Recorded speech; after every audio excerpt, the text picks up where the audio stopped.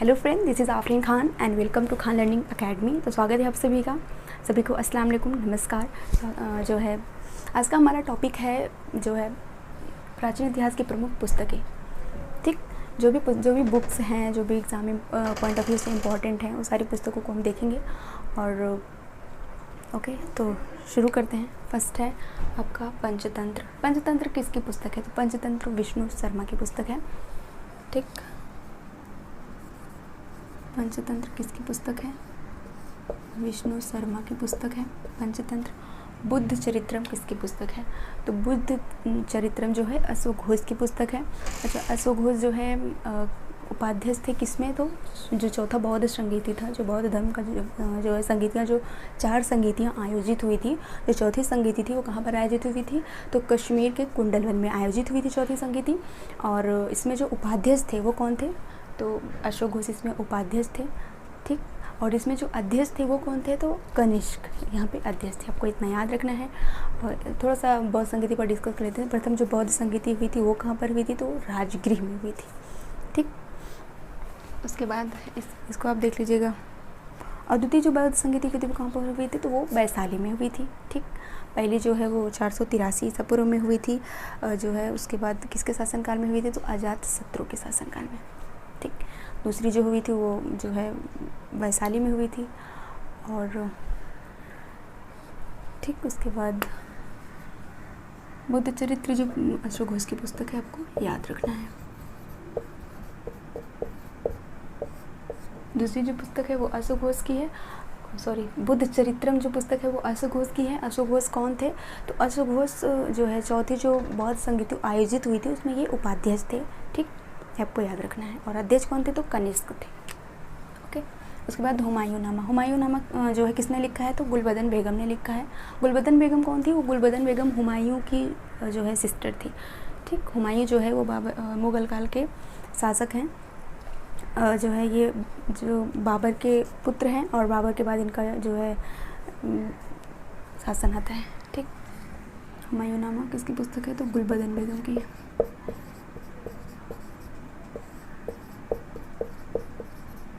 हुमायूंनामा गुलबदन बेगम की है। शाहनामा किसकी पुस्तक है? तो ये फिरदौसी की पुस्तक है। फिरदौसी किसका दरबारी कवि था? तो फिरदौसी महमूद गजनवी का दरबारी कवि था, उनके दरबार में रहता था। ठीक है, तो ये बहुत ही अच्छी कविताएं लिखता था। ठीक, तो शाहनामा किसकी है? फिरदौसी की है। आपको याद रखना है। ये जितने भी मैंने जो है प्राचीन इतिहास की जितनी भी पुस्तकें ली हैं एग्ज़ाम्स में, किसी न किसी आपको एग्ज़ाम्स में देखने को मिल जाएगा। ठीक, तो बहुत ही ध्यान से पढ़ें। ओके, तो अष्टाध्यायी किसकी पुस्तक है? तो पाणिनि की पुस्तक है।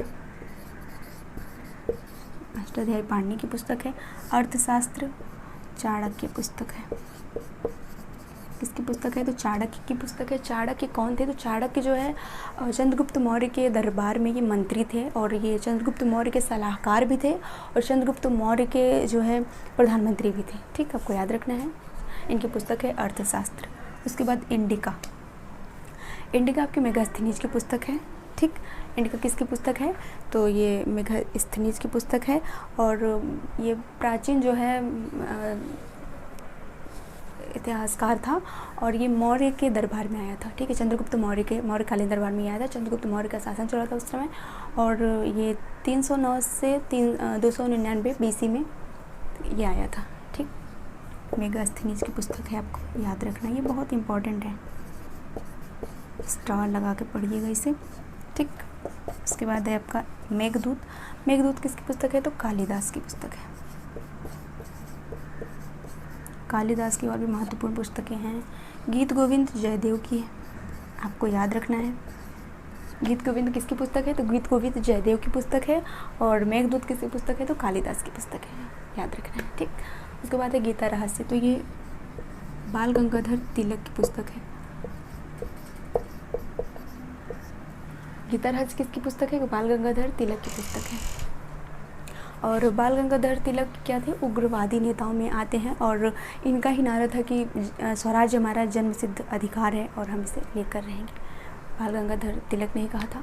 और उसके बाद जो है गीता रहस्य की पुस्तक है। गुलामगिरी किसकी पुस्तक है? तो जो है महात्मा ज्योतिबा फुले की पुस्तक है। ठीक,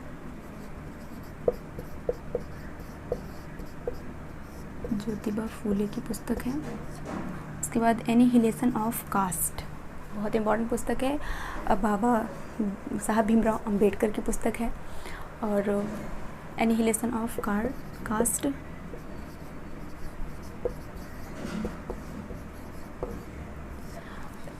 इन्होंने किस आर्टिकल को संविधान की आत्मा कह के पुकारा है? तो आर्टिकल 32, आर्टिकल जो 32 है उसे इन्होंने कहा है कि वो संविधान की आत्मा है, ठीक। और ये जो है मौलिक अधिकार का एक आर्टिकल है। मौलिक अधिकार किस से किस आर्टिकल तक है? तो 12 से 35 तक जो है मौलिक अधिकार है। तो किस भाग में है? तो भाग 3 में है, ठीक। आपको याद रखना है ये सारी चीज़ें। और संवैधानिक उपचारों का अधिकार आर्टिकल 32 को कहते हैं, ठीक। उसके बाद एनिहिलेशन ऑफ कास्ट किसकी पुस्तक है? तो BR अम्बेडकर की पुस्तक है। उसके बाद मृच्छकटिकम किसकी पुस्तक है? मृच्छकटिकम जो है शूद्र की पुस्तक है, याद रखना है आपको। मृच्छकटिकम किसकी पुस्तक है? तो शूद्र की पुस्तक है। उसके बाद सियुकी किसकी पुस्तक है? सियुकी वेनसॉन्ग की पुस्तक है। ये जो है चीनी बौद्ध यात्री था, और इसे युआन च्वांग भी जो है इसका नाम है, जो है युआन च्वांग, चीन वालों का नाम ही होता है कि युआन च्वांग ऐसे कुछ, तो इनका नाम क्या था? Yuan Chwang. और किसके काल में ये आए थे? तो ये हर्षवर्धन के काल में आए थे, ठीक। आपको याद रखना है। तो सियुकी किसकी पुस्तक है? तो वेनसॉन्ग की पुस्तक है। और किसके काल में आया था? तो हर्षवर्धन के काल में आया था। रेहला किसकी पुस्तक है? रेहला इब्न बतूता की पुस्तक है। इब्न बतूता जो है 1333 ईस्वी में आया था भारत, और ये मोरक्को यात्री था, ठीक। 1333 ईस्वी में आया था और ये मोरक्को यात्री था। और जो है उस समय किसका शासन चल रहा था? तो दिल्ली सल्तनत में उस समय तुगलक वंश का शासन चल रहा था। और जो है शासक कौन था? तो मोहम्मद बिन तुगलक शासक था उस समय। जो है तुगलक वंश का समय कब तक है? तो 1320 से 1414 तक के तुगलक वंश का जो शासन है वो चला था 1320 से 1414 तक, आपको याद रखना है, ठीक। उसके बाद जो है गुलाम जो है कितने वंश थे पूरे? जो है गुलाम वंश, उसके बाद खिलजी वंश आता है, खिलजी वंश के बाद फिर तुगलक वंश आता है, फिर लोधी वंश, वो सैयद वंश आता है, फिर लोधी वंश आता है, ठीक। लोधी वंश में अंतिम शासक कौन होता है? इब्राहिम लोधी, जिसे बाबर जो है इब्राहिम लोधी को पानीपत के प्रथम युद्ध में हरा करके जो है मुगल वंश की स्थापना करता है, ठीक। ये सारी चीज़ें हैं, आपको फैक्चुअल चीज़ें आपको याद रखना है। तो रेहला किसकी पुस्तक है? इब्न बतूता ये भारत कब आता है? तो 1333 ईस्वी में भारत आता है, और ये मोरक्को यात्री है, याद रखना है आपको। उसके बाद सत्यार्थ प्रकाश किसकी पुस्तक है? दयानंद सरस्वती की पुस्तक है। सत्यार्थ प्रकाश दयानंद सरस्वती की पुस्तक है, जो है काफ़ी इंपॉर्टेंट पुस्तक है, एग्जाम में पूछा जाता है। तो दयानंद सरस्वती आप याद करिएगा। स्वामी दयानंद सरस्वती की पुस्तक है सत्यार्थ प्रकाश।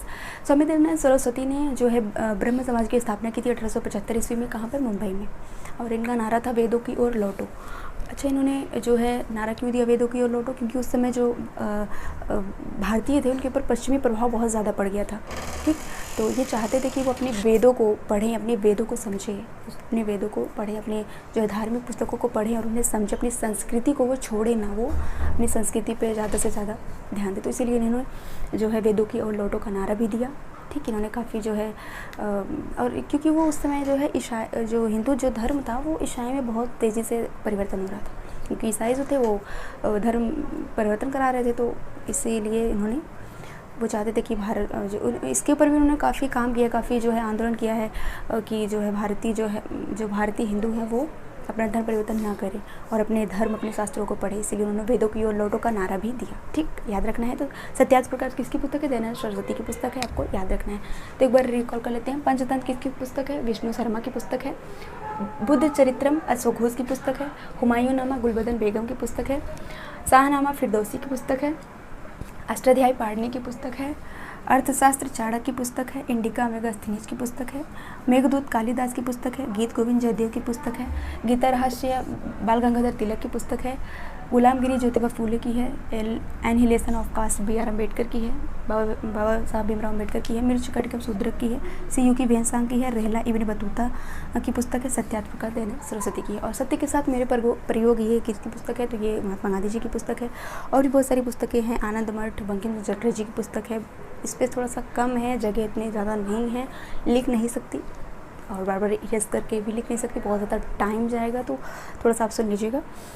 तो खज़ाइनुल फुतूह किसकी पुस्तक है, तो अमीर खुसरो। खज़ाइनुल फुतूह किसकी पुस्तक है, अमीर खुसरो। अमीर खुसरो जो है सितार के जो है आविष्कारक हैं, इन्होंने आविष्कार किया है सितार का। और अमीर खुसरो किसके दरबारी कवि थे, तो अमीर खुसरो जो है वो अलाउद्दीन खिलजी के दरबारी कवि थे, याद रखना है आपको। जो है वेल्थ ऑफ नेशंस किसकी पुस्तक है, तो विलियम स्मिथ की पुस्तक है।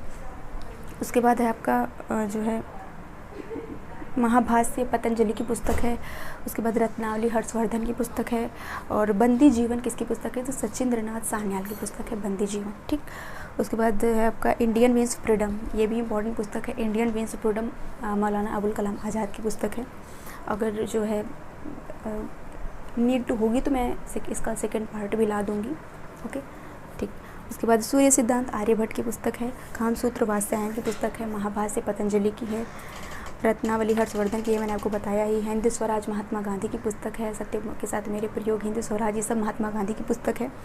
उसके बाद है आपका इंडियन मीन्स फ्रीडम, मैंने आपको बताया अबुल कलाम आज़ाद की पुस्तक है, ठीक। नील दर्पण किसकी पुस्तक है, तो दीनबंधु मित्र थे जो, उनकी पुस्तक है नील दर्पण, ठीक। गोल्डन थ्रेशोल्ड सरोजिनी नायडू की पुस्तक है, ठीक है। तो ये सारी बुक्स हैं, आपको याद रखना है। तो मिलते हैं नेक्स्ट क्लास में, तब तक के लिए बहुत बहुत शुक्रिया वीडियो को देखने के लिए, ठीक है। वीडियो अगर अच्छा लगे तो लाइक करें, शेयर करें।